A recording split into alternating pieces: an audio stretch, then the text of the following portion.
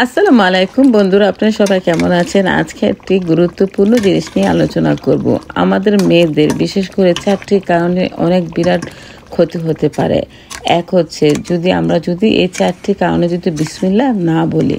1 নম্বর হচ্ছে যখন আমরা টয়লেটে যাব তবে অবশ্যই বিসমিল্লাহ বলে টয়লেটে যেতে হবে এবং টয়লেটে সূরা পড়তে হবে, কারণ টয়লেটে কিন্তু অনেক শয়তান থাকে, মেয়েদেরকে যে কোনো সময় শয়তানে বশ করতে পারে, এই জন্য অবশ্যই বিসমিল্লাহ বলতে হবে।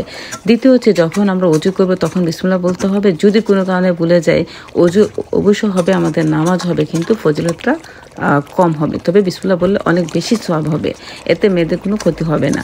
তৃতীয় হচ্ছে যখন মাগরিবের আজান দিবে তখন অবশ্যই বিসমিল্লাহ বলতে হবে বন্ধুরা, বলে দরজা জানালা বন্ধ করে দিতে হবে। তারপরে যদি আপনার গরম লাগে তখন আধা ঘন্টা পর আপনি খুলতে পারেন, এতে আমাদের কোনো ক্ষতি হবে না। আর না বললে আমাদের মেয়েদেরই বেশি ক্ষতি হতে পারে। চতুর্থ নম্বর হচ্ছে যখন আমরা রান্না করবো তখন অবশ্যই বিসমিল্লাহ বলে রান্না করতে হবে এবং সব খাবার বিসমিল্লাহ বলে ঢেকে রাখতে হবে। না হলে শয়তান এসে বলবে যে এই খাবারে কোনো বিসমিল্লাহ বলে নেয়, তখন শয়তান খাবার খেতে চাইবে, এতে আমাদের মেয়েদের ক্ষতি হতে পারে। তো বন্ধুরা, এতক্ষণ আমি আপনাদের সামনে যে আলোচনা করলাম, যদি ভুল ত্রুটি হয় ক্ষমার দৃষ্টিতে দেখবেন। আমি চেষ্টা করছি বলার জন্য। আসসালামু আলাইকুম।